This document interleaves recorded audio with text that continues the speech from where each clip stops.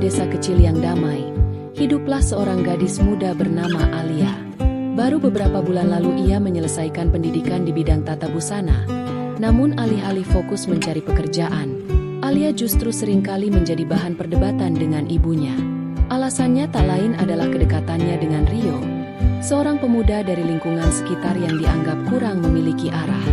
Alia, dengan paras menawan, kulit bersih eksotis, dan bentuk tubuh yang kerap membuat iri teman-temannya, merasa tak ada yang salah dengan keinginan untuk menjalin kasih. Rio pun sering memuji kecantikannya, menyebutnya berbeda dari gadis-gadis lain di kampung mereka. Namun, bagi sang ibu, semua pujian itu tak berarti jika hanya mendatangkan gunjingan. Oleh karena itu, ibu memutuskan bahwa Alia harus pindah ke kota, tinggal bersama kakak perempuannya, Kak Tiara, yang sudah 5 tahun bekerja di sebuah pabrik. Harapannya, di kota Alia bisa menjadi lebih mandiri dan terhindar dari pengaruh lingkungan kampung yang kurang sehat. Alia pun tak punya pilihan selain menyetujui keputusan tersebut. Kak Tiara tinggal di sebuah rumah mungil di kompleks perumahan bersubsidi bersama suaminya, Bram. Hunian mereka sangat sederhana, hanya memiliki 2 kamar tidur, dapur kecil, dan area keluarga yang menyatu dengan ruang tamu. Karena Alia belum memiliki pekerjaan, ia menempati kamar kecil yang dulunya berfungsi sebagai gudang. Bram juga bekerja di pabrik yang sama dengan Kak Tiara, hanya berbeda divisi. Pria itu dikenal kalem, jarang berbicara, namun memiliki daya tarik tersendiri pada raut wajahnya. Sorot matanya seringkali mencuri pandang secara diam-diam, senyumnya tipis, dan ada sesuatu yang memicu rasa penasaran pada diri Alia. Ketika pertama kali tiba di kediaman Kak Tiara, Alia langsung disambut dengan senyum lebar sang kakak. Meskipun tubuhnya sudah lelah menggendong tas ransel besar, melihat Kak Tiara seolah meluruhkan segala kepenatan. Alia, akhirnya sampai juga. Lelah ya di perjalanan? Tanya Kak Tiara seraya menarik Alia masuk. Lumayan, Kak. Tapi aku senang sekali akhirnya tiba di sini, jawab Alia sambil tersenyum tipis.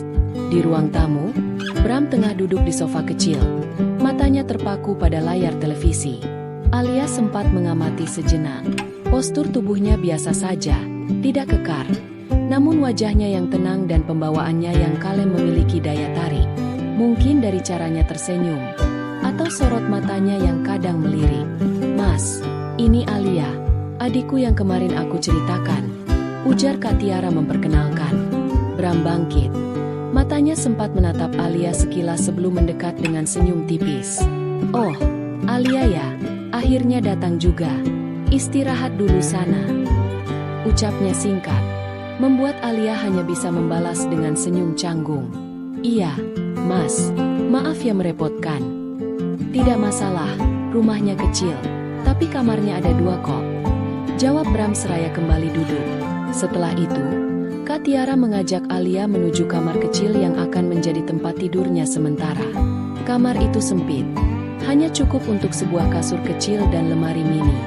Nanti kakak bantu agar kamu cepat bekerja di pabrik.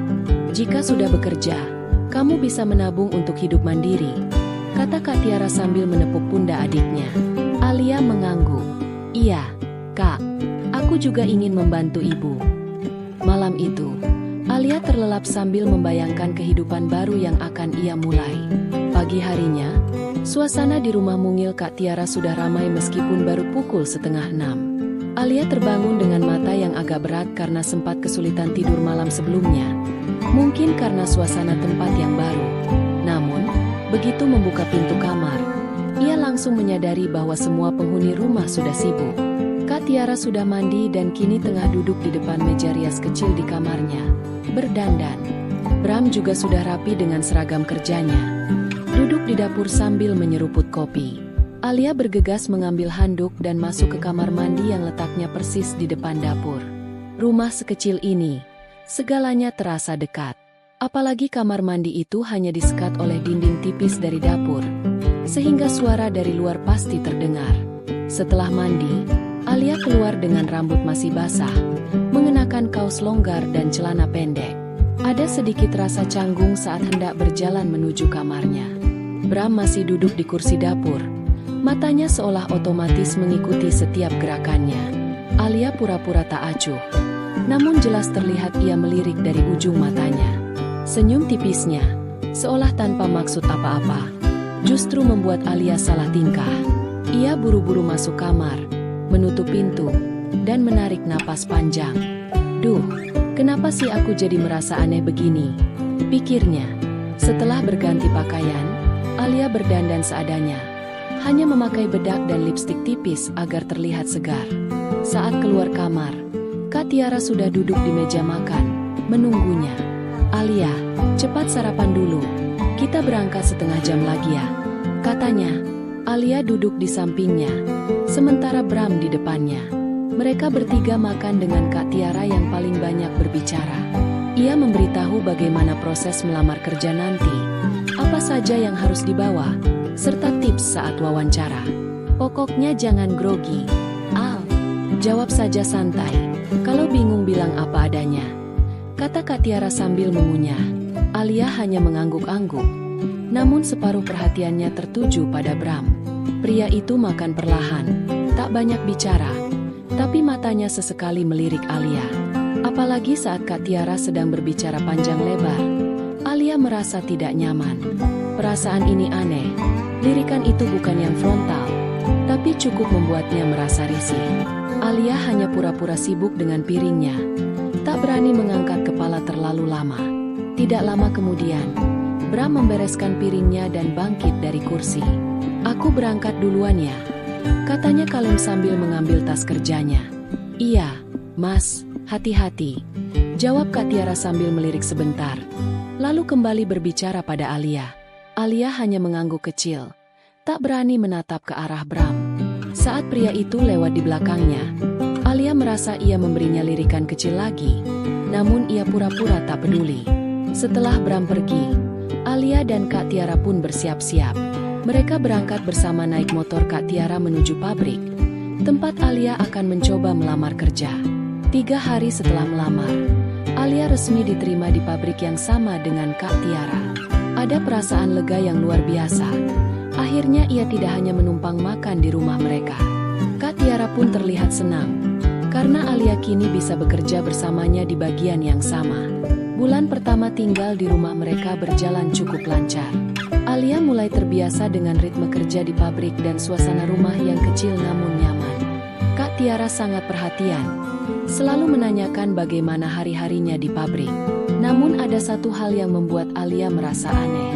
Bram sebenarnya tidak banyak bicara, apalagi padanya jika ada Kak Tiara. Ia lebih sering diam atau hanya sesekali menimpali percakapan mereka. Tapi Alia seringkali merasa Bram memperhatikannya, terutama jika Kak Tiara sedang tidak sadar. Tatapannya bukan yang terang-terangan, tapi cukup jelas untuk membuat Alia merasa tidak nyaman. Pernah suatu kali, saat Kak Tiara sedang memasak di dapur, Alia duduk di ruang tamu sambil bermain ponsel. Ia bisa merasakan dengan jelas mata Bram melirik dari samping. Saat ia pura-pura tidak sadar, pria itu tetap saja diam tak berbicara apa-apa. Namun ada juga momen yang lebih membuat Alia salah tingkah. Ketika Kak Tiara sedang pergi ke toko atau tidak ada di rumah, Bram seringkali tiba-tiba mengajaknya mengobrol. Topiknya terlihat biasa saja, seperti menasihati Alia agar rajin bekerja dan tidak bermain-main. Namun cara dia berbicara itu membuat Alia merasa seolah ada maksud lain. "Alia, kamu harus fokus bekerja ya. Jangan sampai seperti waktu di kampung banyak bermain dengan para pemuda," katanya suatu saat ketika mereka berdua saja di rumah. Alia hanya bisa tersenyum.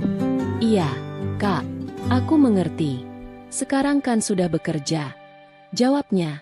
Ia mengangguk pelan, tapi Alia melihat ada sesuatu di matanya, seolah dia sedang menahan sesuatu yang tidak ia ucapkan.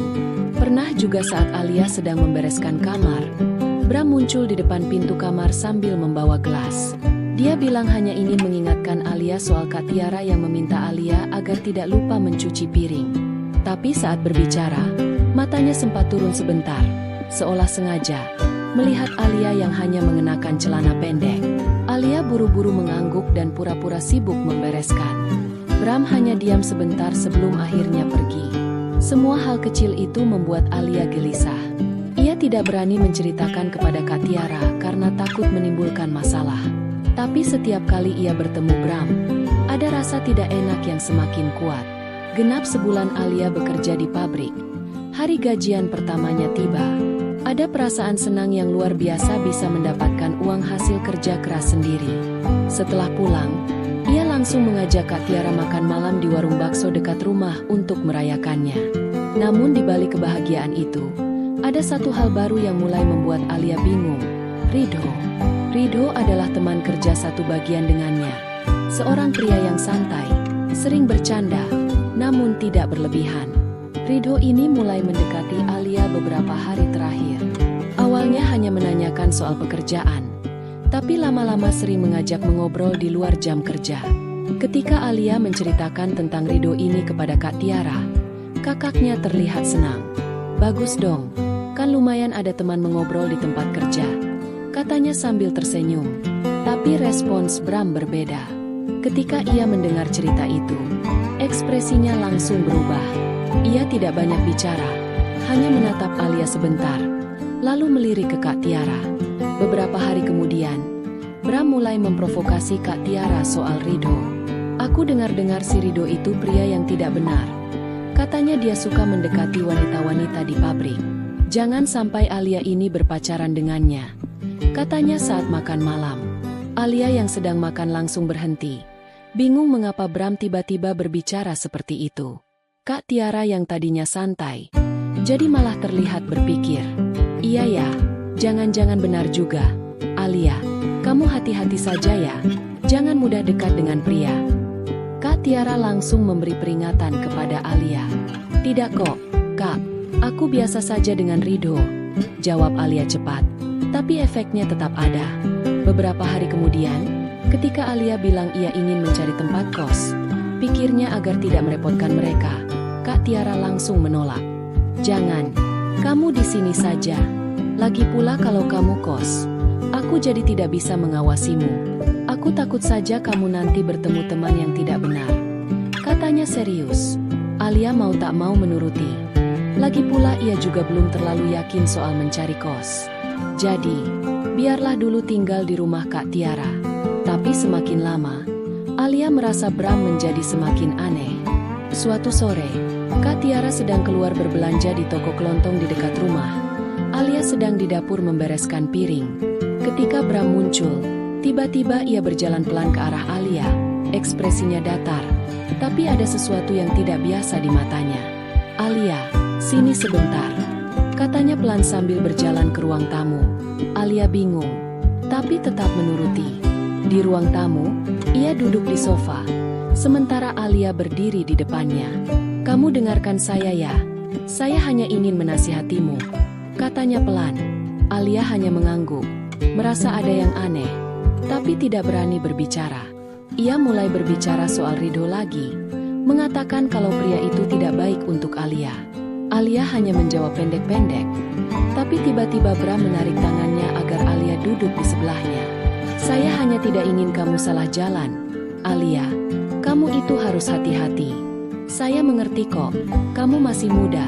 Mungkin belum bisa membedakan mana yang baik dan tidak," katanya. Sebenarnya Alia mulai merasa tidak nyaman, tapi ia diam saja. Tangan Bram yang tadi menarik tangannya kini naik ke lengannya, meremas pelan. "Saya hanya peduli padamu, Alia. Kamu kan seperti adik bagi saya," katanya lagi. Tapi tangannya mulai turun ke punggung Alia. Alia hanya bisa diam, tidak tahu harus berbuat apa. Dalam hati ia takut jika menolak. Takut dia malah marah. Jadi ia biarkan saja, berharap dia berhenti sendiri. Beberapa detik kemudian, ia mendengar suara motor Kak Tiara masuk ke halaman. Alia langsung menarik diri perlahan dan pura-pura sibuk membereskan sesuatu di meja. Bram juga langsung berdiri dan kembali ke kamar, seolah tidak terjadi apa-apa. Tapi sejak kejadian itu, Alia semakin bingung dengan sikap Bram. Di depan Kak Tiara, ia tetap terlihat biasa saja, tapi setiap kali mereka berdua, Alia bisa merasakan ada yang tidak beres. Hari itu, pulang kerja seperti biasa, Alia bersama Kak Tiara, tapi suasana mendadak kacau. Saat Alia dilabrak di depan pabrik, seorang wanita tak dikenal tiba-tiba mendekatinya dan langsung memaki-maki, menunjuk-nunjuk wajahnya. Kamu ya yang namanya Alia. Dasar wanita tak tahu diri. Sudah tahu Ridho punya kekasih, masih saja digoda. Bentaknya keras. Alia terkejut setengah mati. Tak menyangka akan dipermalukan seperti ini. Kak Tiara yang berada di sampingnya langsung ternganga. Tak kalah kaget. Tunggu. Ini apa kamu? Ini siapa ya? Kak Tiara akhirnya buka suara. Aku kekasih Ridho. Pria yang suka mendekati adikmu. Kamu ini mau sampai kapan? Kamu tidak tahu diri. Hah? Wanita itu terus berteriak-teriak, membuat orang-orang di sekitar memperhatikan. Alia tidak bisa berkata apa-apa, hanya menunduk sambil menahan air mata. Kak Tiara akhirnya menarik Alia dan mengajaknya pergi, meninggalkan wanita itu yang masih mengomel tidak jelas. Sepanjang perjalanan pulang, Kak Tiara diam saja, wajahnya terlihat sangat marah. Alia hanya bisa menunduk, berjalan di sampingnya tanpa berani berbicara. Begitu sampai rumah, Kak Tiara langsung membuka pintu dengan keras dan menyuruh Alia masuk. Kamu duduk. Perintahnya tegas. Alia menuruti. Duduk di sofa sambil menunduk. Kak Tiara berdiri di depan Alia. Tangannya bersedekap. Aku ini sudah bicara berkali-kali. Alia jangan dekati Ridho. Sekarang lihat. Ini yang kamu dapat. Membuat malu diri sendiri. Membuat malu aku juga di pabrik. Bentaknya. Alia tidak bisa menahan air mata lagi. Menangis saja sambil menunduk. Tidak berani melawan. Kamu pikir mudah? Hah? Besok kalau orang-orang tahu soal ini, nama baik keluarga kita bagaimana? Aku tuh sudah susah-susah mengajak kamu ke sini agar kamu berubah, Alia. Tambahnya, Kak Tiara akhirnya menyerah mengomel. Lalu masuk ke kamarnya sambil menutup pintu dengan keras. Alia masih duduk di sofa, menangis sendiri. Lalu ia berjalan masuk ke kamarnya. Alia sedang duduk di pojok kasur, menunduk sambil menangis pelan. Ketika tiba-tiba pintu kamar terbuka perlahan. Alia. Suara Bram terdengar pelan di depan pintu. Alia bingung mau menjawab apa, tapi dia tidak menunggu lama. Pintu didorong pelan, dan Bram masuk begitu saja tanpa menunggu izin. Mas, ada apa? Tanya Alia terbata-bata, buru-buru mengusap air mata. Bram melihat ke arahnya, lalu menutup pintu pelan. Dia berjalan mendekat, duduk di pinggir kasur, tidak jauh dari Alia. Saya dengar tadi kamu dimarahi Kak Tiara. Kamu tidak apa-apa? Tanyanya lembut. Alia hanya mengangguk pelan, tidak berani menatapnya. Tapi air matanya malah semakin deras keluar. Sudah, jangan menangis terus. Kamu masih muda. Banyak yang harus kamu pikirkan. Yang penting kamu belajar dari semua ini. Katanya sambil mengusap rambut Alia pelan. Alia tidak tahu kenapa, tapi sikapnya membuat ia semakin bingung. Biasanya Bram tidak pernah begini. Sekarang ia terlihat benar-benar perhatian padanya. Tangannya terus mengusap kepala Alia, dan ia hanya bisa diam. Saya mengerti kamu lagi sedih, tapi jangan menyalahkan diri kamu terus ya. Katanya sambil merangkul Alia pelan. Alia hanya bisa diam, tidak berani melawan. Bram merangkul Alia lebih erat, sampai-sampai ia bisa merasakan napasnya yang hangat di samping telinganya. Sudah, saya ada di sini. Kalau kamu ada apa-apa, cerita saja sama saya. Katanya pelan. Alia merasa ada yang tidak beres, tapi ia juga tidak tahu harus bagaimana. Setelah beberapa detik, ia akhirnya tersadar dan buru-buru melepaskan rangkulan. Iya, Mas, terima kasih ya. Aku sudah tidak apa-apa kok. Jawab Alia sambil menjauh sedikit. Bram diam sebentar, lalu berdiri. Dia masih menatap Alia sebelum akhirnya berbicara lagi. Ya sudah, istirahat ya. Jangan terlalu dipikirkan. Katanya sebelum keluar dari kamar. Begitu dia pergi, Alia langsung menghempaskan badan ke kasur. Perasaannya campur aduk. Di satu sisi, ia masih terpikirkan soal Ridho dan Kak Tiara. Tapi di sisi lain, ia mulai merasa ada yang aneh dengan sikap Bram. Malam itu, Alia jadi susah tidur terus-menerus memikirkan semuanya. Besoknya, suasana pabrik lagi sibuk sekali. Bagian Kak Tiara mendapat tugas lembur untuk mengejar target ekspor dari pagi sampai sore. Ia Dia sudah sibuk bolak-balik mengecek hasil kerja timnya. Sementara Alia yang tidak kena jadwal lembur, bekerja seperti biasa dan pulang tepat waktu. Alia, kamu pulang dulu saja sama Bram ya.